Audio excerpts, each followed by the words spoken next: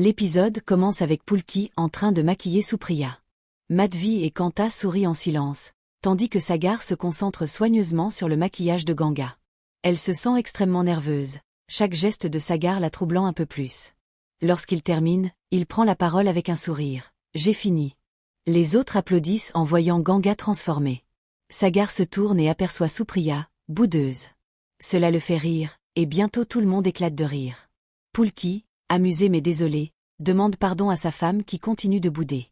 Pendant ce temps, Ganga, troublée, sent les larmes monter sans qu'elle puisse les retenir. Niru prend alors la parole et annonce le verdict. Ganga et Sagar sont déclarés vainqueurs. Ils rient ensemble, mais lorsque Sagar pose ses yeux sur Ganga, il remarque son trouble. Elle s'essuie discrètement les joues et s'éclipse. Dans sa chambre, Ganga se tient devant le miroir, les pensées en désordre. Elle touche doucement les endroits sur son visage où Sagar avait posé ses mains.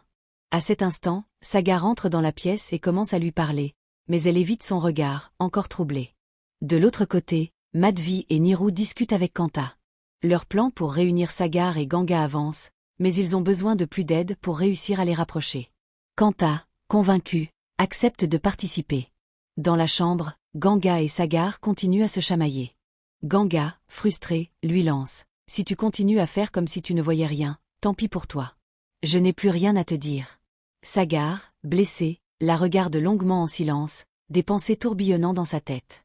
Ganga, ne supportant plus la tension, retire ses bracelets et s'en va. Sagar, résolu, la rattrape et lui déclare fermement. « Je ne vais pas attendre le 16 pour partir. Demain soir, je m'en vais. Et il est temps que tu dises la vérité à la famille. Arrêtons ce jeu absurde. » Ces mots frappent Ganga de plein fouet, la laissant sous le choc. Pendant ce temps, Madhvi, Niru et Kanta mettent la touche finale à leur plan pour réunir Sagar et Ganga. Ils sont déterminés à faire en sorte que la nuit prochaine soit celle de la réconciliation. De l'autre côté, dans la cuisine, Ganga bouillonne intérieurement. Elle est en colère, luttant contre ses pensées. À ce moment-là, Juhi et Krishna arrivent en courant et la supplient de jouer à cache-cache avec elle. Malgré son trouble, Ganga accepte. Elle ferme les yeux, commence à compter, mais soudain, une vague d'angoisse l'envahit. Comme un mauvais rêve, une vision de sa fille dans l'eau s'impose à elle. En panique, elle ouvre les yeux et se met à crier le nom de Krishna avec frénésie, le cœur battant, les larmes coulant sans retenue. Ganga court partout, fouillant chaque coin de la maison, son esprit en proie à la terreur. Finalement, elle trouve Krishna, saine et sauve. Soulagée, elle la serre dans ses bras, couvrant son visage de baisers. Toujours sous le choc, elle se tourne vers Juhi et Krishna, et leur dit, presque suppliant, de ne plus jamais jouer à cache-cache. « Attendez demain, c'est mieux », ajoute-t-elle avec une douceur tremblante. Puis, elle demande à Juhi de monter dans la chambre pour rejoindre Supriya. Sur le chemin, Juhi aperçoit Kashish. Elle lui sourit et se dirige vers elle. Les deux discutent un moment, puis commencent à jouer ensemble sur le téléphone. Supriya entre dans la pièce et les rejoint. Après un bref échange, elle rend le téléphone à Kashish et emmène Juhi avec elle. Voyant cela, Kashish se lève et dit doucement à Supriya. « Ne sois pas trop sévère avec Juhi, elle n'est encore qu'une enfant. » Supriya, légèrement attendrie, lui répond. « Tu comprendras quand tu seras maman. » En entendant ces mots, Juhi, les yeux brillants d'excitation, demande s'il va bientôt y avoir un bébé dans la maison. « Si c'est le cas, je trouverai un beau nom pour lui et je jouerai beaucoup avec elle, » dit-elle, pleine d'innocence. Supriya sourit et emmène Juhi dans la chambre. De son côté, Ganga, le cœur lourd, caresse tendrement Krishna. Ses pensées sont accaparées par le départ imminent de Sagar. Que dois-je faire pour l'empêcher de partir demain ? Se demande-t-elle, le regard perdu. Pendant ce temps, dans la chambre, Supriya n'arrive pas à trouver le sommeil. Poulki entre, inquiet, et commence à lui parler, essayant de la réconforter. Ils discutent longuement, et finalement, Poulki la remercie pour sa patience et la prend tendrement dans ses bras. Supriya, encore troublée, lui demande « Que dois-je faire dans cette situation ?» Poulki, toujours calme, lui répond « Si tu te sens encore perturbé par tout ça, tu devrais présenter tes excuses à Kashish. » Après une hésitation, elle acquiesce, reconnaissante pour ses conseils. Elle le remercie et ils finissent par s'endormir, épuisés. Cette nuit-là, Sagar se faufile silencieusement dans la chambre de Ganga et Krishna. Il les trouve toutes deux profondément endormies. Un doux sourire se dessine sur son visage alors qu'il s'approche, dépose un tendre baiser sur le front de sa fille, puis un autre sur celui de Ganga. Le cœur lourd, il quitte discrètement la pièce. Dans le couloir, Sagar marche lentement, pensif. Il ne cesse de se demander pourquoi Ganga n'est pas venue pour tenter de le retenir. Que dois-je faire si elle ne m'arrête pas, se demande-t-il, tourmenté. Ses pensées tourbillonnent, et il fait les 100 pas, cherchant désespérément une solution pour cette impasse. Madhvi arrive à ce moment-là et aperçoit son frère, perdu dans ses réflexions. Elle s'approche avec douceur et lui offre une tasse de thé. Ils s'assoient ensemble, et la conversation s'engage. Madhvi, visiblement tourmentée, confie à Sagar qu'elle se sent stressée et accablée par certaines situations familiales. Intriguée, Sagar lui demande ce qui ne va pas. Avec un soupir, Madhvi lui parle de ses tensions avec leur père, Niru. À ces mots, Sagar éclate de rire, incapable de retenir un sourire moqueur. Vexée, Madhvi fronce les sourcils et demande sèchement: « Qu'est-ce qu'il y a de si drôle ?» Sagar, essayant de se calmer, lui explique: « Je sais très bien que toi et papa ne pouvez pas passer une journée sans vous parler. C'est impossible. » Madhvi, après un instant de réflexion, finit par sourire à son tour et acquiesce. « Peut-être que tu as raison, » admet-elle finalement.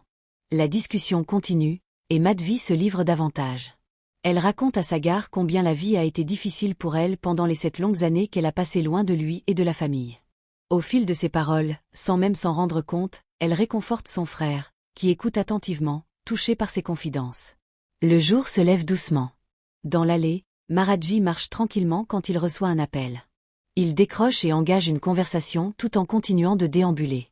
Pendant ce temps, Sagar, toujours plongé dans ses pensées, marche seul, tenant son billet d'avion dans la main.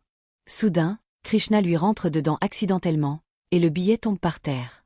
Sagar se penche pour ramasser le papier et demande à sa fille si tout va bien, s'assurant qu'elle n'est pas blessée. Intriguée, Krishna aperçoit la feuille, la ramasse avant lui et jette un coup d'œil. Lorsqu'elle comprend de quoi il s'agit, elle se fâche immédiatement. Sagar, pris de court, l'arrête et tente de la calmer. « Je vais tout vous expliquer, mais en échange, vous ne devez rien dire à personne. C'est un secret, d'accord ?» Krishna, encore contrarié, accepte de l'écouter. Alors, Sagar commence à leur expliquer la situation.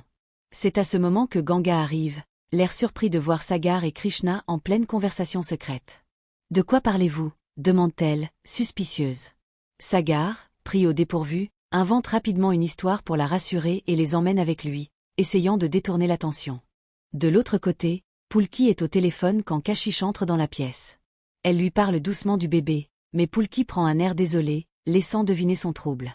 Déçu, Kashish se retourne pour s'en aller, mais trébuche soudain. Pulki la rattrape juste à temps, et ils se retrouvent, par hasard, l'un contre l'autre. Ganga arrive à ce moment précis et les voit dans cette posture, un instant mal interprétable. Kashish, gêné, tente rapidement d'expliquer la situation à Ganga, ramassant précipitamment des nounours tombés au sol. Ganga, bienveillante, parle calmement à Kashish pour la rassurer. C'est alors que Maharaji arrive et annonce que Niru souhaite voir Ganga et Sagar pour la finale, et qu'ils doivent venir ensemble le rejoindre. Sagar et Ganga marchent ensemble vers leur destination, mais leurs esprits sont ailleurs. Sagar jette de furtifs regards vers Ganga, se demandant quoi faire, tandis que Ganga s'interroge sur les raisons de son départ pour Londres. Elle ne veut pas qu'il parte, mais ne sait pas comment le lui dire. Soudain, un homme surgit de nulle part et place un couteau sur le cou de Ganga. « Donnez-moi tout ce que vous avez de valeur », exige-t-il. Pris de panique, Sagar lui tend tout ce qu'il a sur lui sans hésitation, et le voleur s'empare aussi de la bourse de Ganga. Sagar garde son calme et murmure à Ganga de ne pas s'inquiéter. Mais le voleur, les yeux rivés sur Ganga, lui ordonne de retirer ses bijoux, y compris sa chaîne de mariage. Ganga, les yeux pleins de défi, refuse catégoriquement. Sagar, désespéré, la supplie. « Donne-lui la chaîne, je t'en achèterai une autre. » Mais ces mots piquent Ganga au vif. « Je comprends maintenant ce que notre mariage signifie pour toi, » répond-elle avec amertume. « Cette chaîne n'est plus qu'un simple bijou, c'est le symbole de notre union. Je préfère mourir plutôt que de la donner. » Le voleur, touché par la passion de Ganga, observe la scène, surpris. Sagar, frustré, lui demande: « Pourquoi tentais-tu à garder cette chaîne, alors que ce mariage n'était qu'une farce ?» Ganga, enragé par ces paroles, repousse le voleur. « Pour moi, ce mariage est la plus belle chose qui me soit arrivée. Cette chaîne représente notre amour. » Sagar, ému par ces mots, lui répond doucement: « J'attendais ces mots depuis longtemps. Enfin, tu me les as avoués. » Ganga, confuse, lui demande alors: « Si tu attendais vraiment que je te confesse mes sentiments, pourquoi veux-tu partir pour Londres ?» Sagar sourit et lui révèle: « Je n'avais jamais l'intention de partir. C'était juste un prétexte pour que tu me retiennes et me dévoiles enfin ton amour. » Un sourire timide éclaire le visage de Ganga, et Sagar la prend tendrement dans ses bras. À ce moment-là, la famille arrive, et Kanta, amusé, déclare « C'est exactement ce qu'on espérait, vous voir heureux ensemble ». Ils éclatent tous de rire, et Sagar et Ganga réalisent que la famille les a dupés. Nirou leur raconte pourquoi ils ont élaboré ce plan, quand soudain, Maharaji arrive en courant, annonçant que Kashish a glissé. La famille, sous le choc, se précipite à la maison. Une fois sur place, le docteur examine Kashish. Ganga, inquiète, demande si tout va bien, si le bébé va bien. Mais à sa grande surprise, le docteur hésite. Est-elle vraiment enceinte? Je ne vois aucun signe de grossesse. La famille, stupéfaite, interroge le médecin. Kashish, visiblement contrariée, affirme avec assurance qu'elle est enceinte et accuse le docteur de ne pas être compétente. Ce dernier lui propose de passer un test de grossesse pour dissiper tout doute, mais Kashish refuse catégoriquement. Pulki prend la parole, d'un ton calme mais ferme. Nous te faisons confiance, mais tu dois faire le test pour que plus personne ne doute. Ganga, tentant de la raisonner, essaie aussi de convaincre Kashish, tout comme le reste de la famille. Mais Kashish persiste dans son refus, se levant brusquement. Ganga, se mettant sur sa route, lui demande « Pourquoi as-tu si peur de faire ce test ? C'est la seule façon de prouver que tu dis la vérité. » Sous la pression, Kashish finit par craquer et avoue, en larmes « Je ne suis pas enceinte. » Le choc parcourt toute la famille. Supriya, blessée par le mensonge, demande « Pourquoi nous as-tu menti ?» Ganga, les yeux pleins de tristesse, se tourne vers Kashish pour comprendre. Pulki, la voix tremblante de colère, exige des explications. Kashish, désespéré, avoue « Je l'ai fait par amour pour toi, Pulki. J'espérais que cela te rapprocherait de moi. » Bouleversé, Pulki lève la main, prêt à la gifler, mais il s'arrête juste avant de le faire. Kashish, les yeux pleins de larmes, le défie. « Pourquoi tu t'arrêtes ? Frappe-moi, je le mérite. Je n'ai fait cela que par amour pour toi. » Pulki la regarde avec dégoût. « Je ne peux plus te supporter. Je te déteste pour ce que tu as fait. » Puis il s'éloigne, la laissant effondrer. Kashish, en larmes, implore Kanta de ne pas la chasser de la maison, mais Kanta, furieuse, ordonne qu'elle parte. « Je ne peux pas te garder ici après un tel mensonge. » Kashish se tourne alors vers Ganga, la suppliant d'intercéder en sa faveur. Mais Ganga, le cœur lourd, retire sa main de celle de Kashish. « Je t'ai toujours soutenu, même contre la famille, mais cette fois, je ne peux rien faire pour toi. Tu dois partir. » Ganga, les larmes aux yeux, s'en va, laissant Kashish dans le désespoir. Dans sa chambre, Ganga s'effondre en pleurs. Sagar entre et tente de la réconforter, lui parlant avec douceur tout en la regardant intensément. Il lui demande de ne pas pleurer, de ne jamais verser une larme sans son autorisation. Ganga, touché par ces mots, sourit faiblement.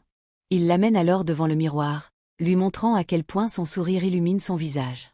Sagar continue de la réconforter, et Ganga, en retour, lui sourit tout en se tournant vers lui. Mais soudain, elle se rend compte qu'elle ne faisait que rêver. Debout, elle se demande pourquoi elle fantasme de tels moments avec Sagar. À cet instant, le même malaise familier l'envahit. Sa vision s'obscurcit, et tout devient noir autour d'elle. Puis, sans un mot, elle s'effondre.